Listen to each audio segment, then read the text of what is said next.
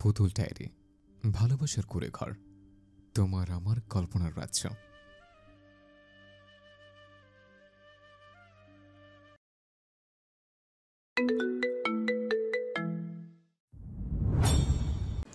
মধ্যরাতে ঘুম থেকে উঠিয়ে সপ্তদশী চিত্রার গায়ে লাল বেনারসি মুড়িয়ে দেওয়া হয়। স্বামীর বয়স 50 ঊর্ধ্ব, যার সঙ্গে বিয়ে ঠিক হয়েছে তিনি চিত্রার পরিচিত সহপাঠী রোকসানার পিতা। লোকের স্ত্রী মারা গেছেন আজ 2 সপ্তাহ হয়নি। চিত্রার অন্তরাত্মা ভয়ে কাঁপছে। হৃৎপিণ্ডের ধুকফুকানির শব্দ তাকে নিমিষেই কাবু করেছে। কি করবে সে এখন? সে তো সোহাগ ভাইকে ভালোবাসে। তাকে ছাড়া অন্য কাউকে বিয়ে করা চিত্রার পক্ষে অসম্ভব। হাতের কাছে ফোন নেই। মামি তাকে একটু আগেও একগাল কথা শুনিয়ে জলদি শাড়ি পরতে বলে গেছেন। আচ্ছা, সোহাগ ভাইয়ের রুমে গিয়ে তাকে জানিয়ে আসলে কি এই বিপদ থেকে লোকটা তাকে রক্ষা করবে? হ্যাঁ, রক্ষা না করে কোথায় আবার যাবে? শত হলেও তারই তো প্রেমিক সোহাগ ভাই। ভাবতে না ভাবতেই মামি হুড়মুড়িয়ে আবারও রুমে আসেন, সঙ্গে তার বড় ছেলের বউ মারিয়াও। মুখপুরি, তুই এখনো বইসা আসস? তোর আম্মারা আইসা বুঝি তোরে তৈয়ার করব? মার্জিয়া বেগম গর্জে উঠলেন। দয়া করে এমন করো না মামি। আমি ওই লোকটাকে বিয়ে করতে পারবো না। আমি ওই লোকটাকে বিয়ে করব না। দয়া করো, ঘরের সব কাজ আমি আরো ভালো করে করব। তাও এরকম করো না মামি, রহম করো। চিত্রা মার্জিয়ার পা ধরে আর্তনাদ করে, তবে এহেন আর্তনাদ মার্জিয়ার হৃদয় ছুঁয়েছে বলে মনে হয় না। চিত্রাকে পাশ কাটিয়ে মারিয়া শাড়িটা ছুঁড়ে মারে তার মুখের উপর। তার ছেলে সরি বলে, নাটক কইরা লাভ হইব না আম্মা, আপনারা ধরেন আমি শাড়ি পরাই। ভাবি ভাবি, আমি আপনার পায়ে পড়ি, আমার সঙ্গে এমন অন্যায় করবেন না। মারিয়াকে ধাক্কা মেরে নিজের পা সরিয়ে নেয়। আবারও বলে উঠল, হেসব অন্যায় খালি আমরাই করি, আর তুমি তো দুধে ধোয়া তুলসী পাতা। এই বাড়ির কাঁধে বইসা আর কতকাল খাইবা? পরিবারটারে তো ধ্বংস করে ফেলাইছ। সেই না মাইয়া হইয়া ঘরে জুইরা দাবাইয়া বেড়াও। আমার জামাইটারে তো বশ করবা পারো নাই, তাই এখন সোহাগের পেছনে লাগাইছো। তোমাকে মতো মাইয়া মানুষের আমার খুব ভালো করেই চেনা আছে। যার বাপ মায়ের ঠিক ঠিকানা নাই, তার আবার কিসের হ্যাডাম। মারিয়ার নোংরা কথা চিত্রা ভেতরটা জ্বলে পুড়ে উঠল। শত্রু আসলে জানে তার দুর্বল দিকটা কোথায়, তাই তো বেছে বেছে সেখানকায় বারবার আঘাত করে। সে আর কতবার দুনিয়াকে বোঝাবে তার বাবা মা কোনো অপরাধী না, খারাপ না। মনে মনে সোহাগকে খুঁজে চিত্রা, তার চিত্রা সদা হয়ে যাচ্ছে। সে কি তাকে বাঁচাতে আসবে না? সে কি কিছুই জানে না? তাকে কি কেউ কিছু জানায়নি? একবার, শুধুমাত্র একবার সোহাগের কাছে যেতে চায় সে। ওই মানুষটা ছাড়া নিজের বৈধতা আর কাউকে দিতে পারবে না চিত্রা। এমন কিছু হওয়ার আগে মৃত্যু শ্রেয়। কি এমন হয়েছে? মিজানুর সাহেব তো বসে আছে, ওরে তৈরি করছো? দরজার ওই পাশে থেকে মার্জিয়ার বড় ছেলে মাহাদি হাত ছাল। মার্জিয়ার দরজার খানিকটা ফাঁক করে মাথা বের করে জবাব দিলেন, এই তো আর একটু, ওরে আমি নিয়ে আসতাছি, তুই যা আব্বা। মাহাদি চলে গেল। মার্জিয়া এবার চিত্রার চুলের মুঠি শক্ত করে মুঠোয় পুরে বললেন, হারামির বাচ্চা, ওট ওট কইলাম। বসার ঘরে 5 থেকে 6 জন পুরুষ মানুষ বসে আছে। তারই মধ্যে মাহাদি, মিজান সাহেব, কাজী সাহেব সহ আরো কয়েকজন লোক। মিজান সাহেব ঠিক বিয়ে করতে এসেছে নাকি মাঝরাতে চিত্রাকে মোটা টাকা কিনে বর্ডার পাচার করতে এসেছেন সেটাই তিনি ভালো জানেন নিজেই। এলাকার সবাই জানে নারী পাচারের সঙ্গে তার কোনো না কোনো হাত তো আছেই, তবে এখনো অবধি কোনো প্রমাণ পাওয়া যায়নি। মিজানের লম্বা চড়া শরীর, কালো কুতকুতে গায়ের রং, লালচে পান খাওয়ার দাঁত, হাসি বিশ্রী। হাসতে গেলেও মুখ থেকে পানের পিক ছিটকে আসে। কই মায়া, কই মাহাদি? আশিফ একটু দারুণ। এখানে কি দাঁড়াইতে আসছি? সময় নাই হাতে। ওই মাইয়ার বদলে কিন্তু মোটা টাকা দিছি, সেটা ভুইলা যায় না। মাহাদি একটু বিরক্তি নিয়ে চিত্রার রুমের দিকে তাকায়।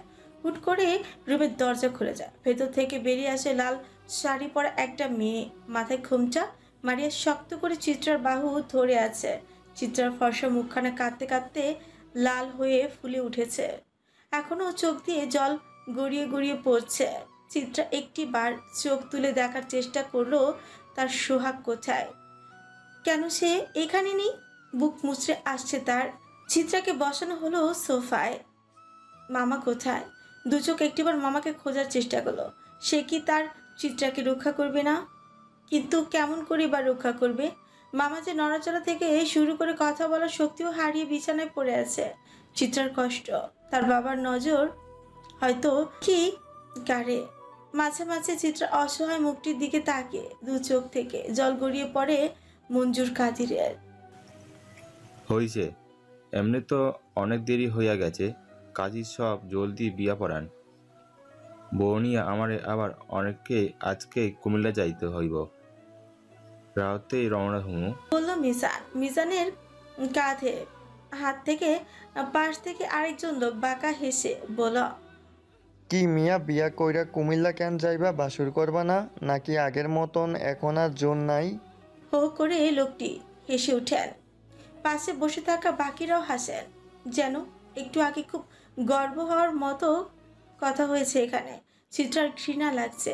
বাবার বয়সী একটা লোকের সঙ্গে তার বিয়ে, তাও আবার এমন হুট করে, এমন মাঝরাতে। লোকটাকে দেখিয়ে মনে হচ্ছে আজ তো একটা লম্পট।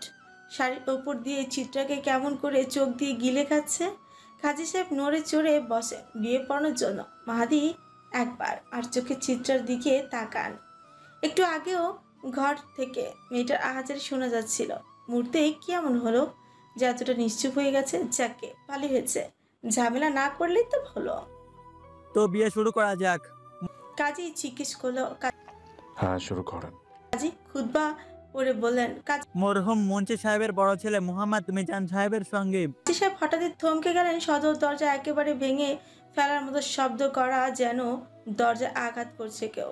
সবাই ভয় পেয়ে যায়। মাঝরাতে কারা হলো? মারিয়া ভয় গুটিসুটি মেরে মার্জিয়ার পেছনে গিয়ে দাঁড়ায়। আমি দেখতেছি। মাহাতি উঠে গেল। মার্জিয়া তাকে বাঁচানোর চেষ্টা করেও লাভ হয়নি। দরজা খুলতে বেশ কিছু লোক ঘরে ঢুকে পড়ল। মাহাদি তাদের দেখে দু পা পিছিয়ে এলো। সকলের হাতে অস্ত্র। ডাকাত নাকি ওরা? এবার সকলের ভেতর ভয় যেন বাসা বেঁধে বসলো। হঠাৎ ছেলেগুলোর পেছন থেকে সুঠাম এক সুপুরুষ এগিয়ে এলো, স্যুট প্যান্ট পরিহিত। মিজান সাহেব লোকটাকে দেখে কেন জানি আটকে উঠল। সোফা থেকে এক ঝটকায় উঠে দাঁড়ালো। চিত্রা এখনো বুঝতে পারছে না এখানে কি হচ্ছে, তবে নতুন কোনো বিপদের যে উদয় হয়েছে তা খুব ভালো করে বুঝতে পারছে সে। ছেলেগুলো সোফা থেকে সবাইকে সরিয়ে দিয়ে ভালো করে তা মুছে দিল।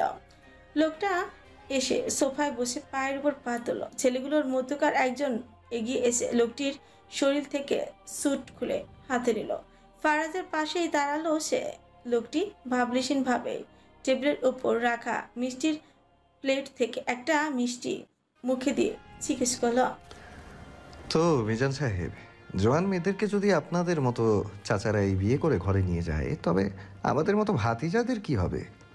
মিজান সাহেব ভয় কাঁপছেন, কারণ তার সামনে স্বয়ং ফারাজ এলাহি বসে আছে, চেয়ারম্যানের ছোট ছেলে। তবে সে দেশে ফিরল কবে, কখন, আর এখানে তার কি কাজ? জবাব দিচ্ছেন না যে? ফারাজের কণ্ঠস্বর গম্ভীর। আপনি এখানে? কাপা কাপা গলায় প্রশ্ন করল মিজান। আমাকে প্রশ্ন করছেন? চোখ তুলল ফারাজ। না মানে? কাজী সাহেব, বিয়েটা চটজলদি পড়ান, বিয়েই তো খেতে এসেছি। মিজান সাহেবের মুখে খানিকটা হাসি ফুটল। তবে মিজান সাহেবের বিয়ে নয়, আমারটা। কাজী সাহেব, দেনমোহরটা বেঁধে তাহলে বিয়ে পড়ানো শুরু করেন। মিজান সাহেবের মুখটা ছোট হয়ে এলো। সব তার মাথার উপর দিয়ে যাচ্ছে। বাড়ির বাকিদের অবস্থা একই, তবে কারোর সাহস হচ্ছে না লোকটার বিরুদ্ধে হুঙ্কার তুলতে। মাহাদি ইতিমধ্যে চিনতে পেরেছে কে এই ফারাজ এলাহি, তাই সে আগেই চুপ হয়ে গেছে। যেখানে মিজান সাহেবের মতো লোকের খুঁটি নড়বড় হয়ে গিয়েছে, সেখানে তারা কোন ক্ষেতের সবজি। ফারাজ সোফায় গা এলিয়ে বসে ভয়ার্ত চিত্রার দিকে তাকে বাঁকা হাসলো, বলল, জলদি করুন কাজী সাহেব, ভোর হওয়ার আগে তো আমার আবার বাসরটাও সারতে হবে। বিয়ে তো শেষ, এবার আমার বউকে আমি বাড়ি নিয়ে গেলাম। বুঝতেই তো পারছেন, এই মাঝরাতে সদ্য আমার বিয়ে হয়েছে, এখনো বাসরটাও বাকি, সেটাও তো সারতে হবে। সবাই হা হয়ে ফারাজের দিকে তাকিয়েছে। সকলের মনে হচ্ছে মাঝরাতে তাদের বাড়ির ওপর দিয়ে কোনো বড়সড় ঝড় চলে গেছে, অথচ তারা আজ পেয়েও কিচ্ছুটি করতে পারছে না। আর চিত্রা, সে তো মোমের তৈরি পুতুলের মতো নির্বাক হয়ে পড়ে আছে। যে না সে আসছে আর তাকে গলিয়ে দিয়ে যাচ্ছে। সে না পারছে কিছু সহ্য করতে, আর না পারছে চিৎকার করে বলতে, আমি মানুষ, আমারও দুঃখ আছে, আমারও যন্ত্রণা হয়। দুনিয়ার সে কারো উপর খানিকটা ভরসা করবে তার জানা নেই। মামি সহ গোটা পরিবারটা একটু আগে তাকে বিক্রি করে দিচ্ছিল। দিনের বেলায় মেয়ে নিয়ে কুমিল্লা গেলে ঝামেলা হতে পারে দেখে মিজান মাঝরাতে করে কাজ সারতে এসেছিলেন। কুমিল্লায় নিয়ে মিজান হয়তো চিত্রাকে কিছুদিন নিজের কাছে রাখতো, তারপর তাকেও চোরা পথে দুবাই কিংবা অন্য দেশে পাচার করে দিত। তবে এখানে বসে থাকা কেউ একজন একবারও জানতে চাইল না অসহায় চিত্রা কেন বাপের বয়সী লোকের সঙ্গে বিয়েতে রাজি হয়ে গিয়েছিল। একটিবারও কেউ জিজ্ঞাসা অবধি করলো না। চিত্রার হুট করে মামার কথা মনে পড়ে যায়। মানুষটা একদিন তাকে বাঁচাতে গিয়েই গাড়ি অ্যাক্সিডেন্ট করেন। টাকার জন্য ভালো চিকিৎসা করা সম্ভব হয়নি। লোকটির উপর আগে থেকেই অনেক ঋণ জমা হয়ে আছে। এখন যদি মামার জন্য নিজের সুখ চিত্রা বিসর্জন করতে না পারে, তবে তো সম্পর্কের সঙ্গে বেইমানি করা হবে, তাই না?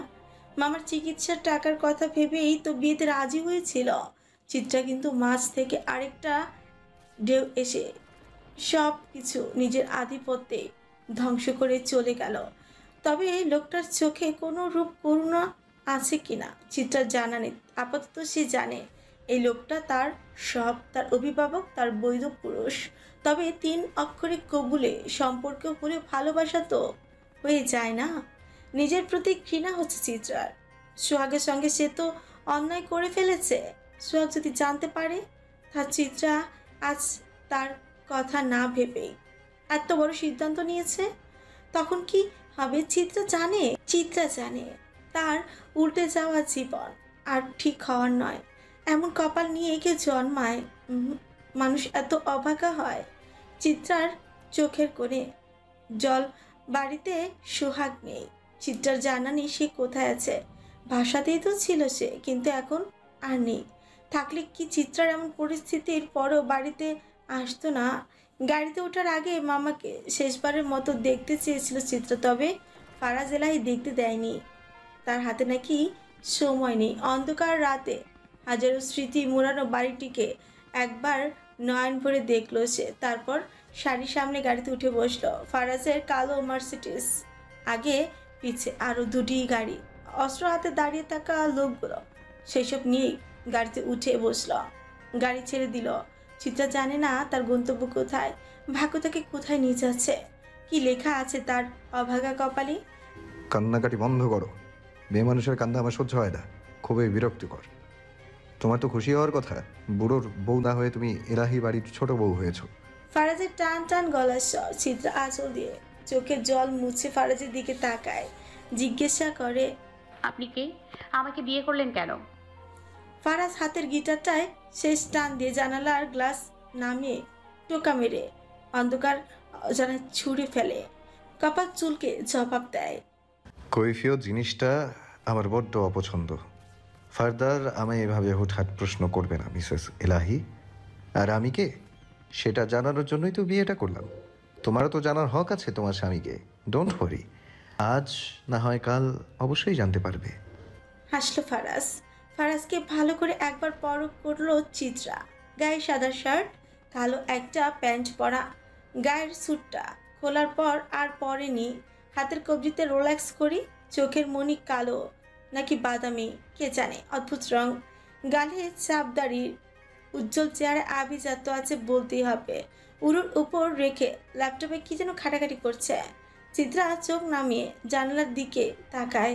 ভেতরটা আবারও তার ভেঙে আসে। জানে না চিত্রা এমন একটা লোকের সঙ্গে তার বিয়েও হয়ে গেল। আবার কবে এই বাড়িতে আসবো? মামার সঙ্গে এখনো দেখা করতে পারিনি। এই বাড়ি এখনো তো এলাহি বাড়ি গেলেই না, এরই মাঝে এই বাড়ি আসার নাম নিচ্ছ? ভুলে যাও। ভুলে যাব?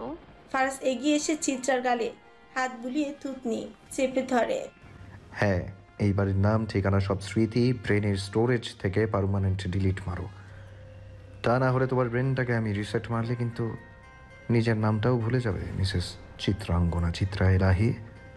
ফারাজ চিত্রাকে ছেড়ে দিয়ে গাড়িতে রাখা মদের বোতলের ককটা খুলে গট গট করে মদ গিলে মুহূর্তেই গাড়িটা বৃষ্টিগন্ধে লেপটে যায়। ভয়ে কেঁপে ওঠে চিত্রার শরীর।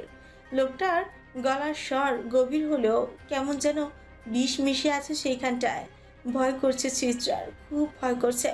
তবে কেন জানি মনে হচ্ছে তার পাশে বসে থাকা মানুষটা তার নারী নক্ষত্র দেখেই এখানে হিসেব করতে এসেছে। পাক্কা খেলোয়াড় সে। বসার রুমে সবাই নির্বাক হয়ে বসে আছে। মার্জিয়া গর্জে উঠে মিজান সাহেবকে জিজ্ঞেস করলেন, ভাই কি হইল এইসব? ওই সেরা কেডা? আর হ্যাঁ তো আপনার সামনেই ওই মাগিরে বিয়া কইরা নিয়ে গেছে, চুপ কইরা বইসা ছিলেন কেন আপনি? বসে থাকবো না তো কি করবো? জানের প্রতি মায়া সবার আছে। এলারি বাড়ির পোলার বিরোধিতা কইরা কি মারা খাইমু নাকি? আগে যদি জানতাম ফারাজ এহলির এই বাড়ি মাইয়ার উপর নজর আছে, তাহলেও ভুলও এইখানে আসতাম না আমি। এখন আমার ভয় করতেছে, ভয়। কি বলতেছেন? তারে তো আমরা চিনি না, আজ প্রথম দেখলাম, বলল মারিয়া। চিনেন না? এখন ঠিকই চিনবেন। আর এমন চিনবেন কখনো ভুলতেও পারবেন না। আল্লাহ জানে তবলগে কিসের ঝামেলা আপনাগর। চিত্রার কপালে তো ভাগন লাগতেই, সঙ্গে আপনারও ভাঙ্গা যাইবেন। মিজান সঙ্গে আনা লোকেদের নিয়ে উঠে দাঁড়ায়। রাতের মধ্যে গ্রাম ছাড়তে হবে তাদের। ফারাজের নজর বাজ পাখির মতো আর মতলব শকুনের মতো। তাকে দিয়ে ভালো কিছু আশা করাই যায় না। কখন কোন দিক দিয়ে মারবে বুঝে ওঠাও দায়। সবাই চলে যাওয়ার পর মাহাদি ধাপ করে মাটিতে বসে পড়ল। মাথা কাজ করতেছে না তার। কি হয়ে গেল একটু আগে? সে একটু বিরোধিতা করার সাহস পায়নি, কিন্তু কেন? মারিয়া দৌড়ে স্বামীর কাছে গিয়ে তার কাঁধে হাত রেখে হাউ মাউ করে কেঁদে উঠল। কি হয়েছে তোমার? কিসে? মার্জিয়াও ছেলের কাছে যান। তার একই প্রশ্ন। মাহাদি নিজের চুল খামচে তুলে পিড়পিড় করে বলল, সব শেষ। এখনো তো কিছুই হয় নাই। হইব, ধ্বংস হইব সব। ফরজ আলী আমার মানুষ না, জানোয়ার। সবাইকে শেষ করে ফেলবো সে। আজ আমার সোহাগ কই? ঘন্টাখানেক পর গাড়ি থামলো এলাহি মেনশনের সামনে। জমিদার বাড়ি। এলাহিদের পূর্বপুরুষগণ জমিদার ছিলেন নাকি নামি দামি জমিদার, সেই সব কথা কেবল এখন মাত্র পুরনো গল্প মাত্র। 3 তলা বিশিষ্ট একটা ভবন, কিশোরগঞ্জ শহরের মাঝ বরাবর এই বাড়িটির অবস্থান। হলেও বেশ দৃষ্টিনন্দন। চিত্রা কাঁদতে কাঁদতে কখন যে ঘুমিয়ে পড়েছে তা সে নিজেও জানে না। দুজন মহিলা কাজের মেয়ে ঘুমন্ত চিত্রাকে জাগাতে আসলে ফারাজ বাজের মতো দৃষ্টি তাদের থামিয়ে দেয়। ফারাজ সবাইকে ধীর গলায় বলে, ওর ঘুম যদি কারো শব্দে ভাঙে তবে এখানেই পুঁতে কবর দিব। কারণ আর সাহস হয়নি ঘুমন্ত চিত্রার ধারে কাছেও ঘেরার। ফারাজ আস্তে করে চিত্রাকে পাজা কোলে তুলে নিঃশব্দে সিঁড়ি বেয়ে দোতলার সবচেয়ে বড় ঘরটা ফারাজ এলাহির। যদিও এই বাড়িতে তার কম, বরং ঢাকায় অবস্থিত ফারাজ নিবাসে তার বেশি থাকা হয়। আর বাংলাদেশে ফারাজ থাকি বা কদিন? বিদেশেই তো তার সব কাজ, সেখানেই তো তার আসল বসতি। ফারাজ চিত্রাকে বিছানায় শুয়ে দিয়ে দরজার ছিটকিনি লাগিয়ে গলার নেকটাইটি খানিকটা ঢিলে করে ডিভানে পা ছড়িয়ে বসল।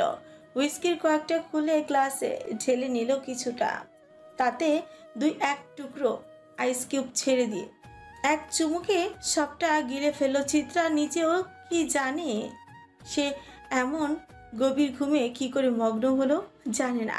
ফারাজ তাকে না জানালে সে জানতেও পারবে না। গাড়িতে ফারাজ তাকে যেই পানির বোতলটা দিয়েছিল তাতে স্লিপিং ড্রাগস মিশ্রিত ছিল, তবে সামান্য একটুখানি। ক্লান্ত শরীর ছিল বলে ড্রাগস চিত্রাকে ভারী জব্দ করেছে।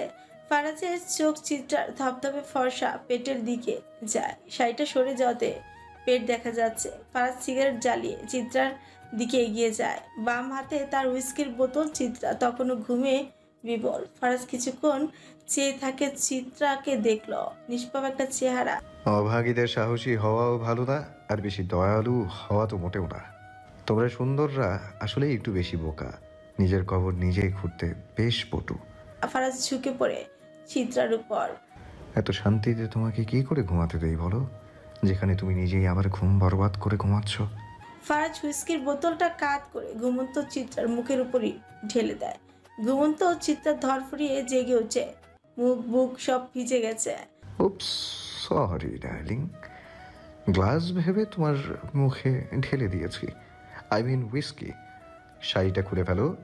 আমি খুলতাম, তবে খোলার থেকে দেখার মজা বেশি। চিত্রা ঘুম এক নিমিষেই হাওয়া কাশতে কাশতে জীবন শেষ। কি বাজে গন্ধ, উটকো একটা গন্ধ বাজে। চিত্রা আবারও কান্না করে উঠল। আমাকে ছেড়ে দিন, দয়া করে আমাকে ছাড়ুন, আমি চিরকৃতজ্ঞ হয়ে থাকবো।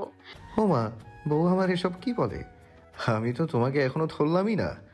আমি ধরলে তো টিকতে পারবে না সোনা। আর কৃতজ্ঞতার কথা বলছো? ফারাজ এলাহির ওসব ছোট লোকি জিনিসের প্রতি কোনো ইন্টারেস্ট নেই। ওসব তোমার কাছেই রাখো। I don't need all this, I just want you. Faraz নেকটাইটা খুলে শার্টের বোতামে হাত দেয়। চিত্রার দিকে যতটা ঝোঁকা যায় ঠিক ততটাই ঝুঁকে যায়। চিত্রা ভয় করছে, কে বাঁচাবে তাকে? এই লোককে শৈশর অধিকার কিছুতেই দিতে পারবে না। চিত্রা মনে মনে একবার সোহাগ বলে চিৎকার করে সে, দয়া করুন প্লিজ। এই একটা জিনিসই আমি করতে জানি না, দয়া। My foot, I fucking hate this. Come baby, তোমার কান্নার পরিমাণটা আমি আরেকটু বাড়িয়ে দিই। পুরো এলাহি বাড়ি যেন তোমার কান্নার শব্দে আঁতকে উঠে বলে, ছেড়ে দেন স্যার, মরে যাবে আপনার বউ। ফারাজ এলাহি গা থেকে শার্ট খুলে চিত্রার শাড়ির উপর হাত বাড়াতে গেলে চিত্রা ছিটকে দূরে সরে যায়। ফারাজ বেপরোয়া হাসল। এই বউ, আমি তোমার সঙ্গে ছোটদের নয় বড়দের ছোঁয়াছুঁই খেলতে এসেছি। Come baby. আচ্ছা, তোমার বয়স কত?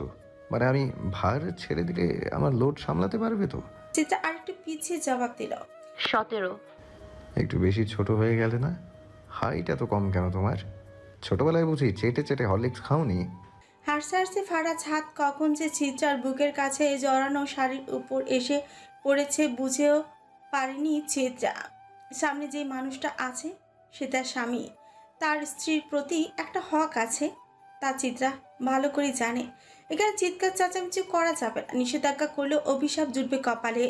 চিত্রা চোখ মুখ খিচে ঘাপটি মেরে বিছানা চাদর খামচে ধরে। ফারাজ চিত্রার কাঁপা কাঁপা ঠোঁটের স্পর্শে নিজেকে সঁপে দিতে এগিয়ে আসে, তবে ঠোঁটে ঠোঁট রাখার আগ মুহূর্তে ফোনের শব্দে তার মেজাজ বিগড়েই যায়। কপাল কুঁচকে সে বেডসাইড টেবিলের ওপর থেকে হাত বাড়িয়ে ফোনটা নিয়ে রিসিভ করে। মুহূর্তেই তার মেজাজ তুঙ্গে উঠে যায়। গায়ে শার্ট জড়িয়ে জলদি সে উঠে পড়ে। চিত্রা বুঝতে পারছে না হঠাৎ কি হলো, তবে খারাপ কিছু একটা যে হয়েছে তা সে হাড়ে হাড়ে উপলব্ধি করছে।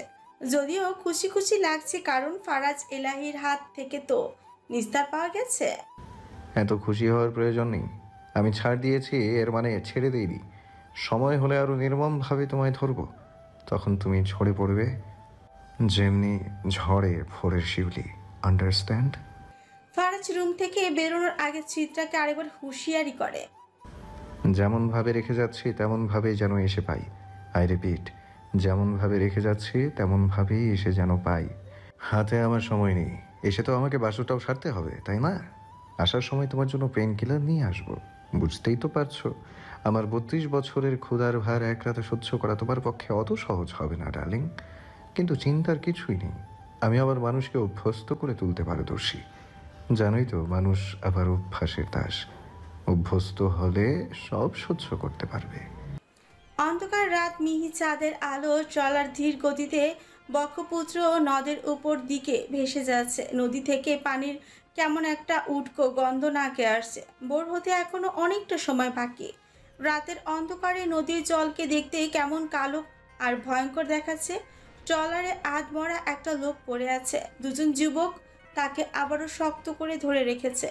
লোকটার ডান হাত আর বা পা দুটো কেটে দু টুকরো করে তার সামনে বিছিয়ে রাখা হয়েছে। শরীরে শক্তি নেই, এত বছর ধরে কামাই করা রক্তগুলো চোখের সামনে গলগল করে বেরোচ্ছে, তবে লোকটার চোখ মেলে সেই দৃশ্য দেখার শক্তি নেই। শক্তপোক্ত একটা তাগড়া পুরুষ লোকটার সামনে এসে দাঁড়ায়। সাদা একটা পাঞ্জাবি পরিহিত সে, গলায় তার কালো রঙের মাফলার ঝুলানো, লম্বা চওড়া আকর্ষণীয় সুঠাম দৈহিক গঠন। লোকটি তার বাম পা আধমরা ব্যক্তির ডান হাতের কাটা অংশে স্থানে একটা চাপ দেয়। আহত লোকটার মুখ থেকে ভোতা গোঙানির শব্দ বেরিয়ে আসে। চিৎকার করার মতো শক্তি তার শরীরে আর বেঁচে নেই। কোন হাত দিয়ে মাল চুরি করছো সে শালা মা ডান হাত দিয়া? কিন্তু ওইটা তো আমি কাইটা ফেলাইছি। না না না, মনে হয় বাম হাত দিয়ে মাল চুরি করছস। শুনছি তুই নাকি আবার বা হাত দিয়ে গিলস। নিশ্চয়ই মালটাও বা হাত দিয়েই সাবার করছস। মাফলার পরা লোকটি তার পেছনে দাঁড়িয়ে থাকা 27-28 বছরের যুবক বিল্লালের দিকে হাত বাড়লে সে একটা রামদা এগিয়ে দেয়। লোকটির এবার উঠে দাঁড়ায়, চারিদিকে একবার চোখ বোলায়। কি অদ্ভুত সুন্দর হয় রাতের পরিবেশ। স্মিত হেসে ঘাড়ে হাত বুলাইছে, তারপর এক ঝটকায় রামদা দিয়ে লোকটির বাম হাতে একটা কোপ বসায়। আহত লোকটি এবার আল্লাহ বলে একটা চিৎকার করে, কিন্তু তাতে কারো কোনো ভ্রুক্ষেপ নেই। লোকটি একটা সিগারেট ধরিয়ে বড় করে টান দেয়, ধোঁয়া ছেড়ে দেয় নদীর বুকে। নিজের সাদা পাঞ্জাবিটা রক্তে গটগট করছে। সেই রক্তের দিকে লোকটি তাকিয়ে বলে, বাহ, তুই আমার মাল চুরি করছস। তোর কলজাটা না দেখলে কি চলে? তোর কলজাটা দেখুনের খুব শখ আমার। বিল্লাল, লম্বা রামদাউটা দে তো, যেটা নতুন আনছি। আমি তার কলজাটা দেখমু, কত বড় কলজাটা তার। না দেখলে কি চলে? ক দে, জলদি দে। লোকটা হাতের সিগারেটটা অন্ধকার নদীর দিকে ছুঁড়ে ফেলে আধমরা লোকটির দিকে তাকায়। লোকটাকে চেপে ধরে রাখা ছেলেদের মধ্যকার একজন তার চুলের মুঠি চেপে ধরল, তারপর সামনে দাঁড়িয়ে থাকা ব্যক্তিকে জিজ্ঞেস করলো, আগে কলজা বাইর করবেন নাকি খোদার নামে জবাই দিবেন? সি সি, সুরে কেউ খুদার নামে জবাই দেয়? পাপ লাগবো শালা। আর এত সহজে জবাই দিয়া মুক্তি দিমু কেন রে? আমি তো আরে আদর কইরা বুক সিরা কলজাটা বাইর করমু। আর তারপর আমি চুরি করি নাই, জীবন ভিক্ষা দেন। আকতি করলো আহত আধমরা লোকটি। তুমি শালা মরার আগেও মিশা কথা কেন কও? খুদার ভয় নাই? শালা বাল পাকনা ভণ্ড বুদাই। এক মুহূর্তেই লোকটার গলার স্বর বদলে যায়। সে ধমকে বিল্লাল নামক লোকটার দিকে তাকিয়ে বলে, জানোয়ার, তোরে রাম দাউদা দিতে কইছি না? কানের সাদা দিয়া কথা ঢুকে না বাল তোর। আকাশের কৃষ্ণ যবনিকা অপসারিত হয়ে স্বর্ণাভ কিরণরাজি ধরিত্রীর বুকে পতিত হলো। কিন্তু চিত্রার অন্তর্জগতে কাল রাতে যে প্রলয়ঙ্কারী ঝড় বয়ে গেছে তার কৃষ্ণ ছায়া এখনো কাটেনি। ভোর হয়েছে। চিত্রা বিছানা ছেড়ে অজু করে নামাজ পড়ল। মনোজাতে আল্লাহর কাছে একটা অশ্রু ভেজা অভিমান নিয়ে হাজির হলো। অজানা সব প্রশ্নের উত্তর জানতে চাইল। চিত্রা গায়ে কাল রাতের সেই লাল শাড়ি, লাল রক্তের মতো চকচকে। রক্ত দেখলে চিত্রার ভয় হয়। রক্তের সাথে তার তিক্ত সম্পর্ক। প্রতিবারই কোনো না কোনো ক্ষতি বই আনে, সব কিছু কেড়ে নেয়। এই লাল শাড়িও যেন রক্তেরই প্রতিচ্ছবি। এক রাতে তার জীবনটাকে পুরোপুরি ধ্বংসই করে দিয়েছে। সে ধীর পায়ে এগিয়ে যায় বেলকনির দিকে। বাতাসে তার এলোমেলো চুল দুলছে, ঠিক যেন তছনছ হয়ে যাওয়া এক ঝড়ের পর স্থবিরতা। বেলকনির রেলিং আঁকড়ে ধরে দাঁড়ায় সে। পেছনের দিকে বিস্তৃত এক নিঃশব্দ জলরাশি, আতশ জৌলাপ দৃপ্তিতে মোড়া। বোর্ডের আবছা আলোয় তার কালো জলে ছড়িয়ে পড়েছে নৈশব্দ রহস্যময়, যেখানে বাস্তবতা ও বিপসমের সীমানায় ধূসর হয়ে গেছে। চারপাশে জঙ্গল নিঃশব্দ প্রহরীর মতো দাঁড়িয়ে। বাঁশবাগানের দীর্ঘ সরু দেহগুলি কুয়াশায় আবরণে অর্ধেক দৃশ্যমান, অর্ধেক অদৃশ্য। ঠিক বাতাসের স্নিগ্ধ স্পর্শে পাতাগুলো কেঁপে উঠছে, আবার থমকে যাচ্ছে। চিত্রা এক মুহূর্তের জন্য স্থির হয়ে শোনার চেষ্টা করে। দূরে থেকে ভেসে আসা কোনো অশরীর আহ্বান হুতুম পেঁচে ডাকছে। ভোর অস্পষ্ট আলোয় পুকুরের জলে আলোর রেণু পড়ে। দক্ষিণের খোলা হাওয়ায় হঠাৎ চিত্রার এলোমেলো খোলা চুলগুলো আবারও দোল কে নেচে ওঠে। কতক্ষণ যে একদানে চিত্রা সেই কালো পুকুরের দিকে তাকিয়েছিল, সেদিকে তার খেয়াল নেই। ম্যাডাম, কারো গলার শব্দে চিত্রা দরজার দিকে তাকালো। কামিজ পরা একটা মেয়ে, পটল চেরা চোখ, শ্যামবর্ণ গায়ের বরণ। চিত্রা রুমের ভেতরে এসে জিজ্ঞাসা দৃষ্টিতে মেয়েটির দিকে তাকায়। ম্যাডাম, ছোট সাহেব কইছিল আপনার দিকে নজর রাখতে। আপনি কন কি খাইবেন? আমারে কন। আপনি কে? না, এই বাড়িতে কাম করি, এনেই থাকি। কি খাইবেন কন, আমি তৈয়ার করতাছি।